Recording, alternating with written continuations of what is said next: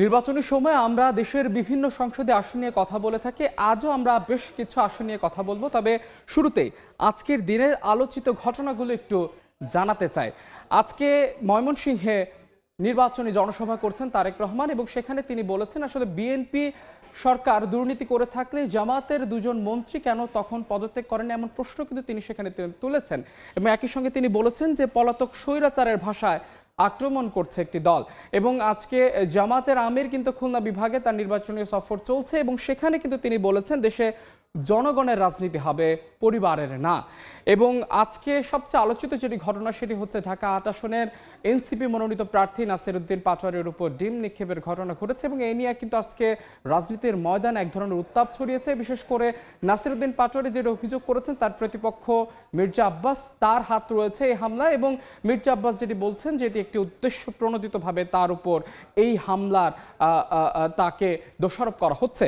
এবং আজকে কিন্তু ইসি আনোয়ারুল ইসলাম তিনি যেটি বলেছেন যে নির্বাচনে যারা সংশ্লিষ্ট রয়েছেন, কর্মকর্তা যারা রয়েছেন তারা গণভোটের প্রচারণা চালাতে পারবেন না। তো এই ছিল আজকের আলোচিত সংবাদগুলো। আমরা নির্বাচনের সময় বেশ কিছু আসন নিয়ে যেহেতু কথা বলি, আমরা শুরুতেই ময়মনসিংহ বিভাগ নিয়ে কথা বলতে চাই।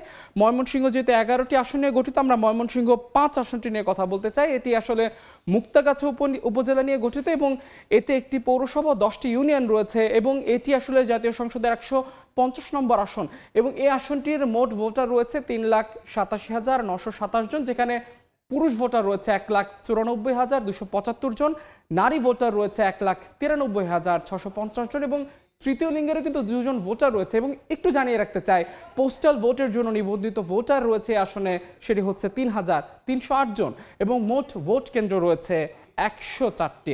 এবং এই আসনটি আসলে একটু বাড়তি উত্তেজনা কাজ করছে, কারণ এই আসনে বেশ কিছু হেভিওয়েট প্রার্থী রয়েছে। কারা আসনে এই আসনে লড়ছেন আমরা সেগুলো একটু জানতে চাই। বিশেষ করে একটু জানিয়ে রাখতে চাই, আসনটি আসলে অতীত অভিজ্ঞতা বলে এটি আসলে বিএনপি এবং আওয়ামী লীগের মধ্যে একটা হাড্ডাহাড্ডি লড়াই হয়ে থাকে। এবার যেহেতু আওয়ামী লীগ ভোটের মাঠে নেই, এবার বিএনপি এবং জামাতের মধ্যে হাড্ডাহাড্ডি লড়াইয়ের আভাস পাওয়া যাচ্ছে। কারা লড়ছেন একটু দেখতে চাই।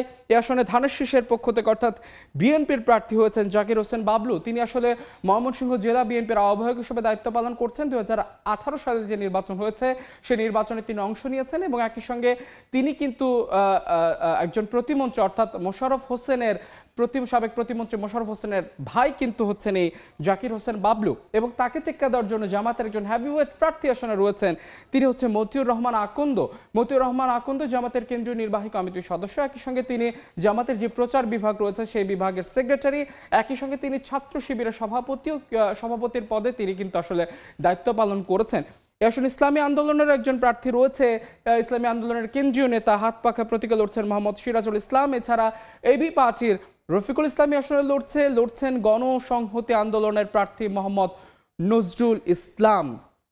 ময়মনসিংহ 5 আসন নিয়ে আমরা আরো বিস্তারিত জানতে চাই। আমাদের সহকর্মী ওবায়দুল হক রয়েছেন ময়মনসিংহ 5 আসনে। ওবায়দুল, আপনার কাছে জানতে চাই, যেহেতু ময়মনসিংহ 5 আসনে এবার যেটি দেখা যাচ্ছে যে বিএনপি এবং জামাতের মধ্যে হাড্ডাহাড্ডি লড়াই হওয়ার আভাস পাওয়া যাচ্ছে, মাঠের চিত্র আসলে কি বলছে আমাদের একটু জানাবেন বিস্তারিত।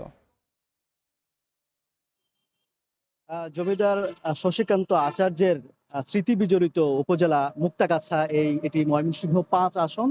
এই আসনটি ভোটাররা যেটি বলছেন যে নির্ভেজাল একটি আসন, কেননা এখানে কোনো বিদ্রোহী বা স্বতন্ত্র প্রার্থী নেই। এখানে বিএনপি, জামায়াত ইসলামী আন্দোলন, এবি পার্টি, গণসংহতি আন্দোলন, এই 5 জন প্রার্থী কিন্তু এখানে প্রতিদ্বন্দ্বিতা করছেন। এবং সবচেয়ে বড় যে বিষয় যে এখানে যারা প্রার্থী হয়েছেন বিএনপি এবং জামায়াত, আমরা দেখেছি যে সকাল থেকে রাত পর্যন্ত তারা গণসংযোগে ব্যস্ত সময় পার করছেন, প্রচারণা, উঠান বৈঠক সব মিলিয়ে তারা এই নির্বাচনের সময় যতই ঘনিয়ে আসছে প্রচারণায় তারা ততই বেশি ব্যস্ততার সময় পার করছেন। এবং ভোটারদের তারা যে বিষয়টি বলছেন যে এখানে ময়মনসিংহের মুক্তাগাছায় সবচেয়ে বড় যে সমস্যা, অবকাঠামোগত সমস্যা, এবং 2 জন প্রার্থী বিএনপি এবং জামায়াত তারা যে একটি বিষয়ে আরেকটি বিষয়ে তারা এক হয়েছেন, যেখানে এই উপজেলাটিতে মাদকের ব্যাপক সমস্যা রয়েছে, অনলাইন জুয়ার ব্যাপারে ব্যাপক আসক্তি রয়েছে। এই বিষয়গুলো আসলে তারা নোটিশ করে, এবং এখানে বিসিক রয়েছে কিন্তু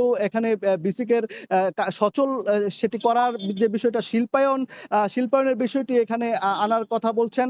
এই ধরনের নানা ধরনের প্রতিশ্রুতি আসলে ভোটারদের আসলে তারা দিচ্ছেন এবং ভোটারদের কাছে গিয়ে তারা জানছেন যে আসলে মুক্তাগাছায় আর কি ধরনের সমস্যা আছে এবং মুক্তাগাছার বাসিন্দারা, মুক্তাগাছার ভোটাররা আসলে কি চান, কি প্রত্যাশা করছেন এই প্রার্থীদের কাছে, এমনটি আসলে কিন্তু তারা এই প্রতিটি ওয়ার্ডে ওয়ার্ডে, গ্রামে গ্রামে, গ্রামগঞ্জে গিয়ে কিন্তু তারা এই সমস্যার কথা শুনছেন এবং তারা যারা প্রার্থী বিএনপির জাকির হোসেন এবং জামায়াতের কেন্দ্রীয় নেতা যিনি মতিউর রহমান আকন্দ, তারা এই সমস্যাগুলো সমাধান করার জন্য আশ্বস্ত করছেন।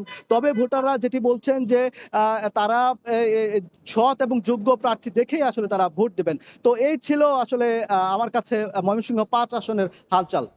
ওবায়দুল, আপনাকে অসংখ্য ধন্যবাদ। সহকর্মী ওবায়দুল আসলে ময়মনসিংহ ৫ আসন অর্থাৎ মুক্তাগাছা উপজেলার সেখানকার ভোটারদের প্রত্যাশা এবং প্রার্থীদের প্রতি